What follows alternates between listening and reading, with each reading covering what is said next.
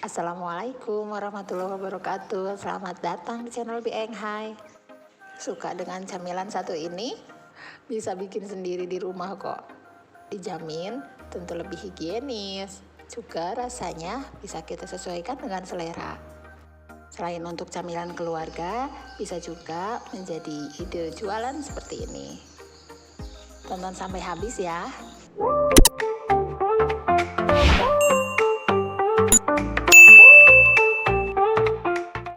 Kita siapkan 1 kilo kedelai, lalu kita cuci dulu sampai bersih.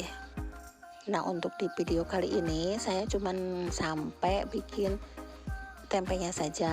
Setelah jadi tempe dan proses pembuatan keripiknya sudah saya share di video sebelumnya. Dicek saja cara membuat keripik tempe sagu. Setelah dikasih air ini akan terlihat kotoran-kotoran yang mengambang. Nah, semua yang mengambang, baik itu kotoran maupun kacang yang kopong tidak berisi, itu dibuang saja.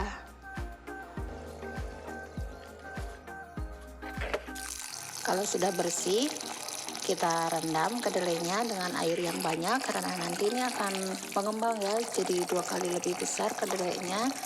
Jadi airnya harus banyak. Kita rendam selama kurang lebih 6-8 jam. Kalau saya biasanya 1 malam. Nah, ini sudah 1 malam direndam. Kedelainya sudah mekar. Kita remas-remas supaya kulitnya itu terkelupas dan butir kedelainya itu pecah. Sambil kita cuci sampai benar-benar bersih.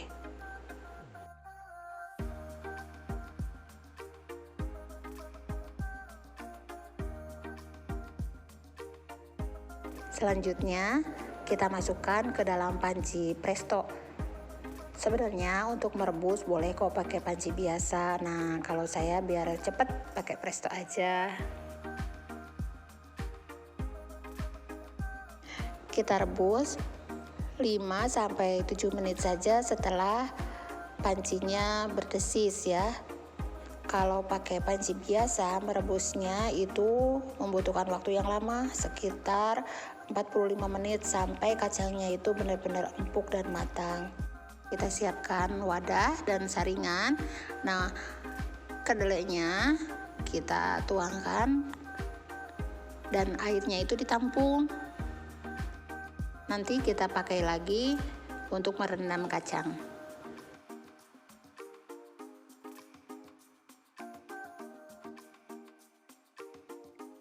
Selanjutnya kita cuci kembali kedelainya yang sudah empuk atau sudah matang ini. Untuk proses pencucian kali ini kulitnya itu harus benar-benar lepas sekitar 80% ya dari kedelai yang ada, harus benar-benar bersih. Nah, kalau tadi lebih dari 7 menit saat kita merebus pakai panci presto akan terlalu lunak. Dan di proses seperti ini, di proses yang ini tuh kacangnya itu mudah hancur. Jadi benar-benar harus pas 5-7 menit. Nah, setelah itu kita buang kulit-kulit arinya sampai benar-benar bersih. Kalau misalnya kurang bersih ini kulitnya seperti ini, nanti hasil keripik tempenya itu fermentasinya tidak terlalu sempurna akibat dari kandungan air di dalam kulit ari tersebut.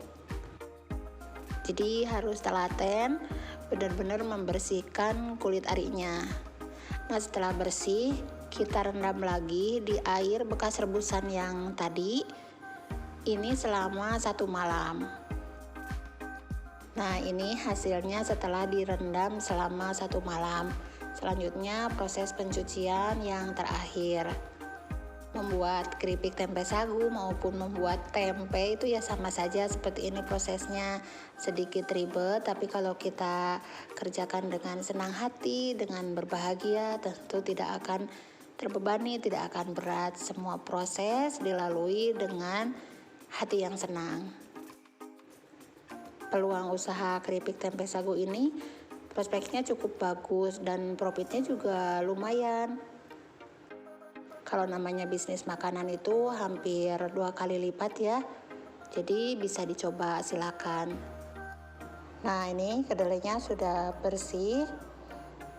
Selanjutnya, pemasakan terakhir yaitu kita akan merebus lagi selama kurang lebih 5 menit.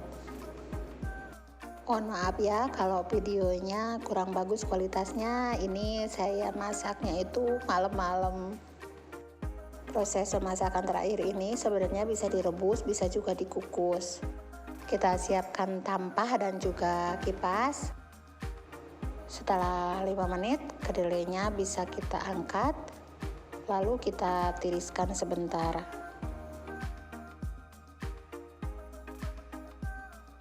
Setelah airnya turun, kedelai kita tuangkan di atas tampah untuk kita angin-anginkan sebentar. Paling bagus memang menggunakan tampah dari bambu karena bisa menyerap air sehingga kacang kedelainya itu bisa lebih kering. Nah, setelah hangat, kita siapkan timbangan.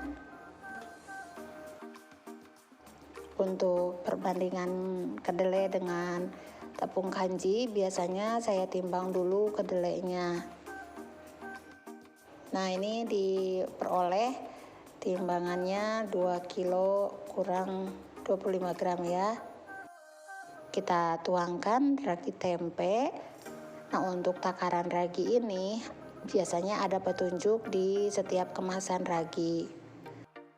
Diaduk sampai benar-benar raginya merata. Setelah itu kita nolkan kembali timbangan untuk menimbang kanji. Nah, perbandingan kanji dengan kacang kedelai nanti saya tulis di deskripsi ya. Setelah itu kita tuang lagi ragi tempenya di atas tepung. Oh iya, untuk tepung bisa menggunakan tepung sagu, juga bisa menggunakan tepung tapioka ataupun kanji. Kita aduk sampai benar-benar merata.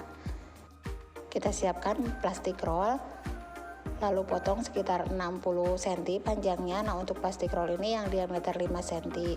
Ujung plastiknya kita simpulkan. Kita masukkan bahan tempenya itu menggunakan bantuan corong yang besar ya. Masukkan ke dalam plastik perlahan dan harus merata. Jadi tepung ini kadang-kadang terlambat masuknya ya dibandingkan dengan kacang karena berat jenis yang berbeda. Nah, upayakan kita masukkannya itu sedikit-sedikit.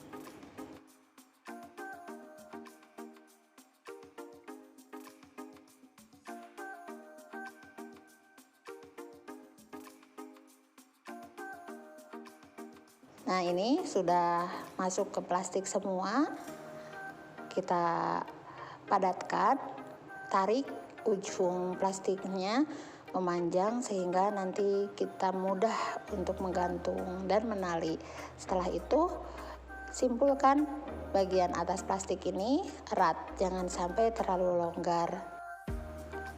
Kita beri ventilasi supaya raginya bisa berkembang dan memfermentasi kedelainya. Tusuk-tusuk, saya pakai garpu, boleh juga pakai tusukan dari biting lidi atau apapun ya. Nah, ini 2 batang tempe kita satukan, dibuat di tali ya.